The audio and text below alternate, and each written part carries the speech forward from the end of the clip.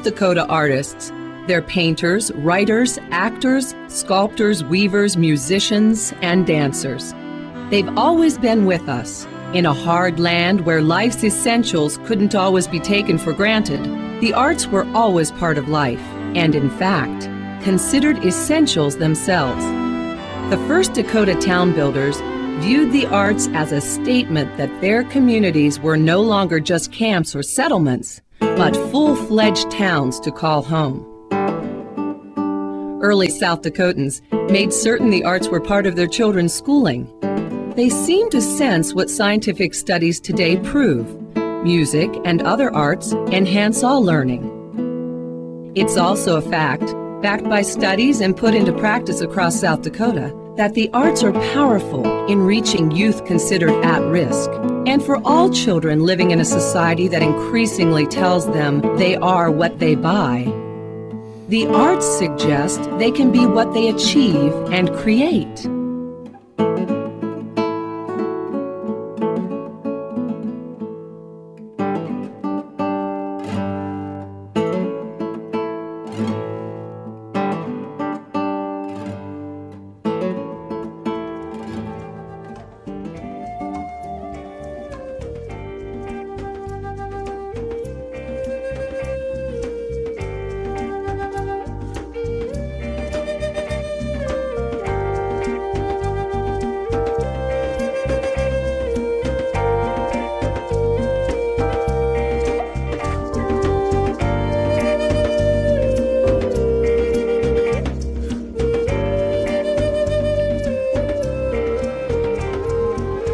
South Dakota will always claim significant art because some of it seems to spring to life as spontaneously as prairie blossoms. But there are other art forms that require cultivation. I've got a life here to live. All I need are little wishes. Yeah, the sun came up again. There's food upon my table. Today I made a friend. Performing artists can seldom support themselves on ticket revenue alone. Painters and sculptors can't contribute significantly based solely on market demand. Fortunately, South Dakotans long ago embraced a tradition of backing the arts with dollars, through individual and business contributions, and through public support. In the 1920s and 30s, South Dakota's congressional delegation secured federal funds to create what would have been impossible otherwise, the Mount Rushmore mountain sculpture. Not all worthy arts efforts pay dollar dividends, but Rushmore certainly did, and because of that, no one knows better than South Dakotans how the arts contribute to tourism. That's reflected in a recent state government reorganization that combined our offices of the arts, tourism, and state development.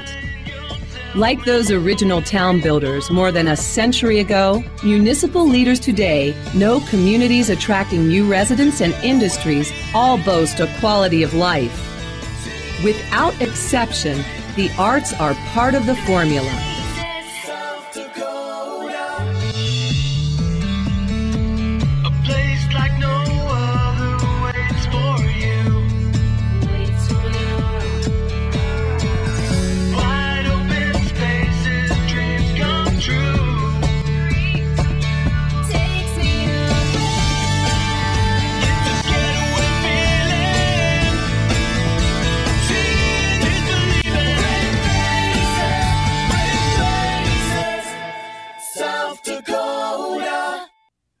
In 1966, the South Dakota Arts Council took form as a part of state government. Its purpose is to channel arts money from the legislature and the National Endowment for the Arts to nonprofit arts organizations, individual artists, and schools.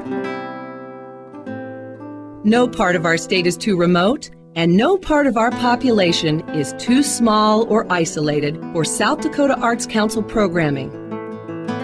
South Dakotans for the Arts is a separate organization often working in conjunction with the Arts Council, but supported by dollars from its members.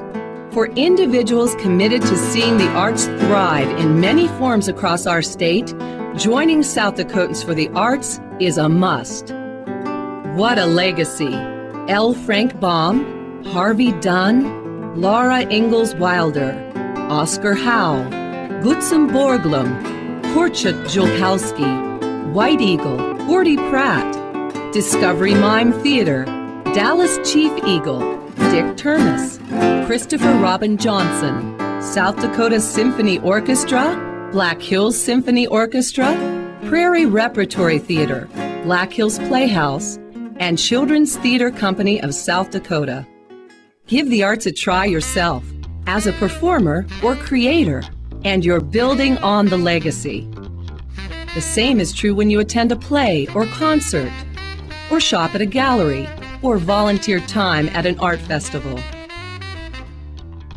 By joining South Dakotans for the Arts, you make it possible for all state residents to claim and celebrate this bold legacy.